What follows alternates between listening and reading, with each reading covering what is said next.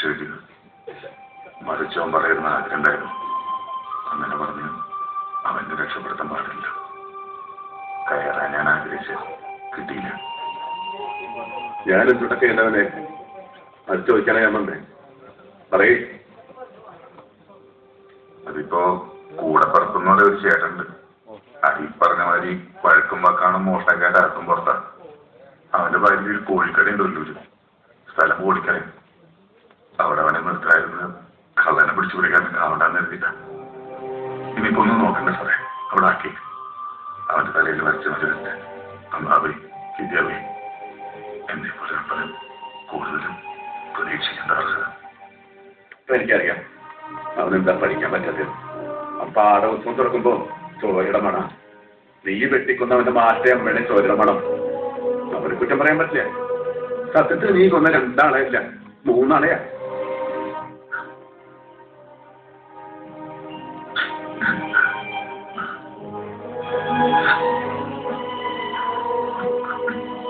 നിനക്ക് കാണുന്നവരെ അവൻ എന്നോട് വന്നിട്ടുണ്ട്. അവരുടെ സമാധാനം അവിടെ സാറേ.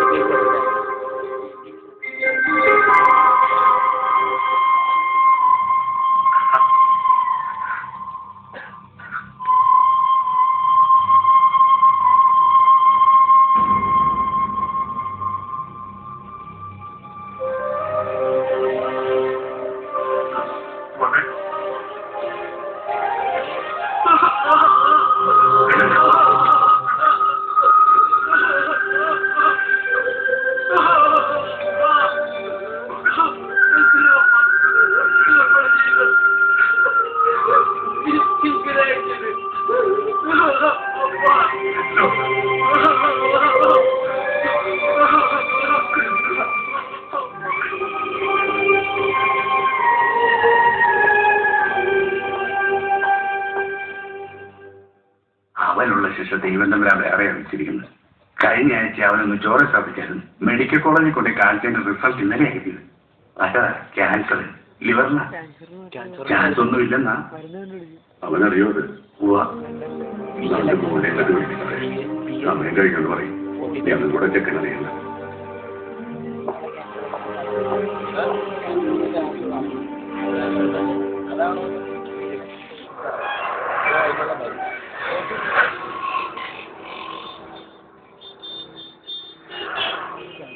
എന്നെ വലിയ വിളക്കാനാണ് അപ്പം പറഞ്ഞ്.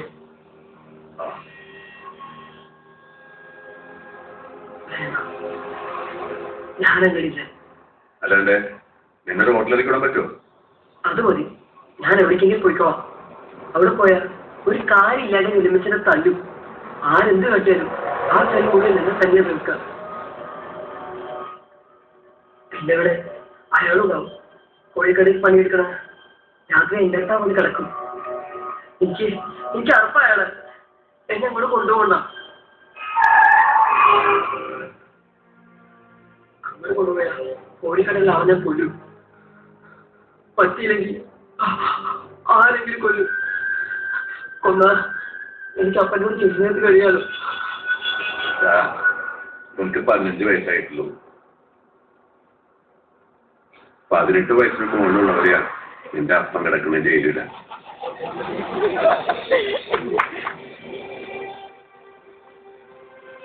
മൂന്ന് കൊല്ലം കൂടി എന്നാലും അപ്പനെ കണ്ട് അപ്പന്റെ കൂടെ എന്നെ കൂടെ കരയ്ക്കില്ല.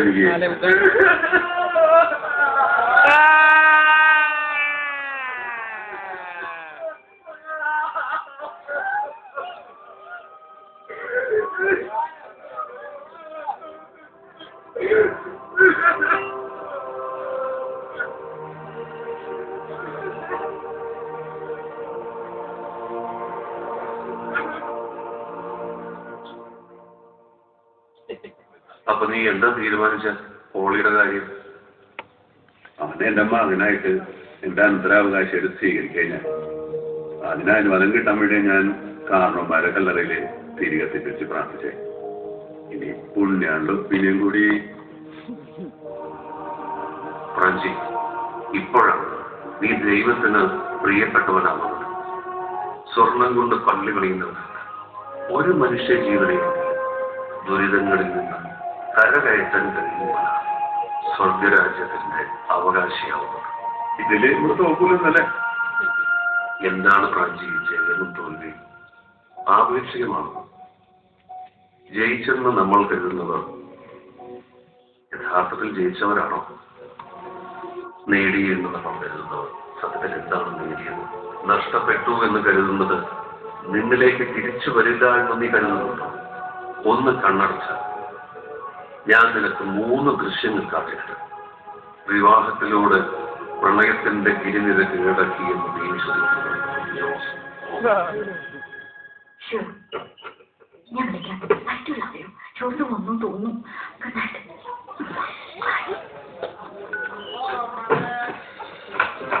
ഞാൻ വീട്ടിലെത്തി.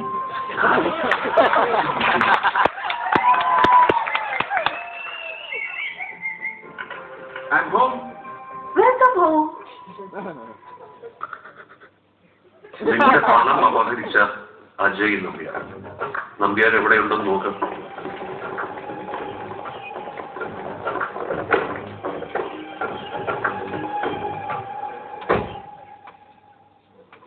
പറയാൻ കഴിയാതെ പോയത് പറയാൻ നിനക്കൊരവസരം കൂടി. Thank you so much. അത് ഇന്നലെ എല്ലാം കഴിഞ്ഞു. ഫ്ലാറ്റ് രജിസ്റ്റർ ചെയ്ത് കൊടുത്തു. യെസ്, തന്നെ സെറ്റിൽ ചെയ്തു. And I said goodbye to him forever. Okay, കറി പിന്നെ രജിസ്ട്രേഷൻ. ബൈ. സോ നാളെ പോവല്ലേ? അതെ, പോയി കൈയോടെ ബ്രാഞ്ചേറ്റിന്റെ ഗ്രേറ്റിന്റെ കമ്മിറ്റ്മെന്റ് എടുക്കും. Now I can repay the amount. കൂട്ടത്തിൽ രാജകീയമായ ഗൃഹപ്രവേശനം നടക്കും. എന്റെ സ്വന്തം വീട്ടിലേക്ക് ബെസ്റ്റ് റൈറ്റ് ഞാൻ കയറും. ഒരു കാര്യം കൂടെ ഉണ്ട്. സാക്ഷാൽ അരിപ്രാഞ്ചിയുടെ മുഖത്ത് നോക്കിയോ നോക്കാതെയോ ഞാൻ ചോദിക്കും, Will you be my man?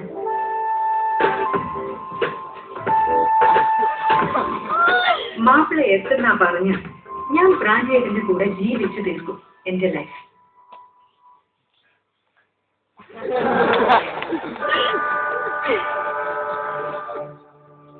കണ്ടല്ലോ, ഇത്രയ്ക്ക് വിചിത്രമാണ് സത്യം പലപ്പോഴും. നമുക്ക് പിരിയാറായി പ്രാഞ്ചി. നിനക്ക് ശുഭരാത്രി. പുറത്ത് കാശ് കിടന്നിറങ്ങുന്ന പോളിയേയും കൊണ്ട് നീ വീട്ടിലേക്ക് പോകും. അതിനൊപ്പം ഞാനവനൊന്ന് വിളിച്ചിട്ടുണ്ടേ. പുണ്യാളിൽ അവന്റെ തലയിൽ കൈവച്ചൊന്ന് അനുഗ്രഹിക്കണം. അപ്പൊ അവന്റെ വിഷമം മാറും. അവൻ പഠിച്ചു മിടുക്കനാവുകയും ചെയ്യും. നീ നൽകാൻ പോകുന്ന സ്നേഹം മാത്രം മതി അവൻ മുടുക്കനാവാൻ. എന്നാലും പുണ്യാളിനെ എത്ര അടുത്ത് കിട്ടിയ സ്ഥിതിക്ക് ഒരു 2 മിനിറ്റ് ഞാൻ അവനെ കൊണ്ട് വേഗം വരും. പറഞ്ഞിട്ട് കാര്യമിഷ്ട.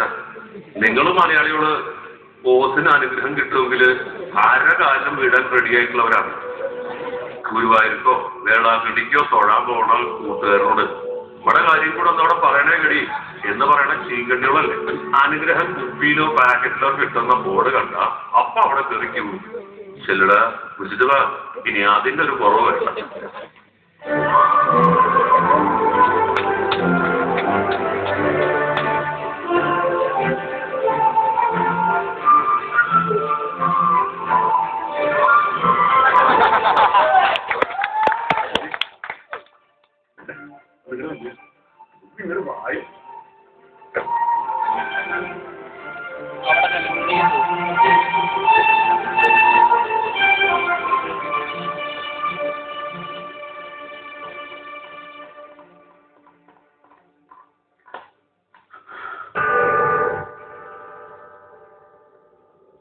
പുണ്യാള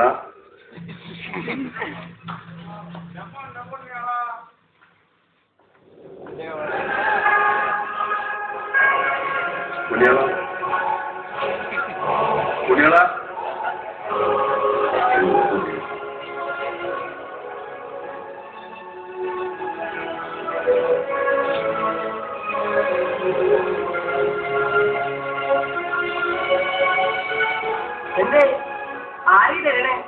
പുണ്യാളെ എന്ത് പണിയായി കണ്ടേ?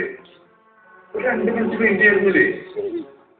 സാവ് കാണാൻ വന്നിട്ട് അപ്പോഴേക്ക് പോയി.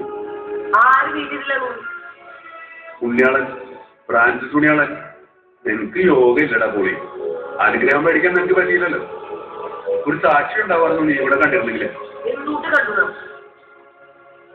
ഇത്രയും നേരം എന്നോട് ഉണ്ടായിരുന്നു ആ സീസിയിലെ സെയിന്റ് ഫ്രാൻസിസ് ഉണ്ണിയാളൻ. ഉളുവാ ഞാനാ എന്തൊട്ട് ചത്തുപോയ കാരണവന്മാരെ കല്ലറയുടെ മുകളിൽ കാണുന്നു. പിന്നെ എന്റെ പുണ്യണ്ണ കാണുന്നത്. ആ അപ്പൊ പിന്നെ ഒരു സ്വർഗത്തേക്ക് നരകത്തേക്ക് പോകേണ്ട താമസാ. ഞാനേ നിന്നെ എന്റെ മകനായിട്ട് എന്റെ അവകാശമായിട്ട് ഏറ്റെടുക്കുമെന്ന് പുണ്യാളനോട് പറഞ്ഞു. ആളതിന് സമ്മതിച്ചു. അതിന് ശേഷം നിന്നെ കൂട്ടിക്കൊണ്ടുവരാൻ ഞാൻ അങ്ങോട്ട് വന്നേ. ആ ചാൻസ പോയില്ലേ. പുണ്യാളന്മാര് ഭൂമിയിൽ വരില്ല എന്നാ നീ പറഞ്ഞേ. അങ്ങനെ വരാൻ അവർ തയ്യാറായിരുന്നെങ്കിൽ ഏതെല്ലാം ദുരിതങ്ങൾ അവർക്ക് തടയായിരുന്നു. തെറ്റിലേക്ക് പോകുന്ന മനുഷ്യരെ പിന്തിരിപ്പിക്കായിരുന്നു. നീ പള്ളിക്കകത്താ നിക്കണേ. നീ ആരാണ്ടാ നിരീശ്വരവാദിയാ എന്ന് ഞാൻ പറയാം. മാത്രമല്ല ഞാൻ പുണ്യാൾ കണ്ടിട്ടുണ്ട്. നീ എവിടെ കണ്ടു? എന്റെ മുന്നിക്കൂ ഇപ്പൊ പ്രാഞ്ചേട്ടന്റെ പുണ്യാളൻ അങ്ങനെ നല്ല മനുഷ്യന്റെ രൂപത്തിലാ പുണ്യാളന്മാര് ഭൂമിക്ക് വരിക. നീ അവനവനെ ആവണ വർത്താനം പറഞ്ഞാൽ മതി. അന്നേ അടുത്ത ഞാൻ പാസ്സാവണ. ഞാൻ പറഞ്ഞു ഏറ്റവും കൂടുതൽ മാർക്ക് വാങ്ങി തന്നെ പറഞ്ഞു. നന്നായി. നിന്നെ ഞാനൊരു അപ്പന്റെ സ്ഥാനത്ത് നിന്ന് വളർത്താൻ പോണേ. അത് മറക്കണട്ടാ. ഒരു ചോദ്യം ചോദിക്കട്ടെ. നീ ആ പണ്ഡിറ്റ് മാഷത്ത് ചോദിക്കുന്നതായിരിക്കും കുറച്ചുകൂടി ചോദ്യം എന്റെ അടുത്ത് വേണ്ടട്ടാ. ഇതൊന്നല്ല പ്രാഞ്ചേട്ടൻ സെൽസ് പാസ്സല്ല. ഇല്ല എന്തേ അല്ലാണ്ട് എനിക്ക് എന്താ പറ്റിയേ? ഇല്ല പക്ഷെ അത് നമുക്ക് ഒരുമിച്ച് എഴുതിയാലോ.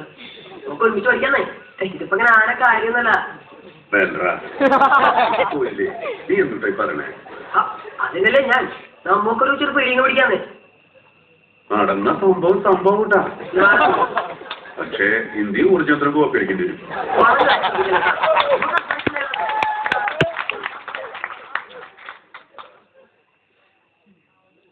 പുണ്യാളോ ഞങ്ങളെ അപ്പനും മോനും കൂടെ ഒരു പരീക്ഷ എഴുതാൻ പോവാട്ടാ.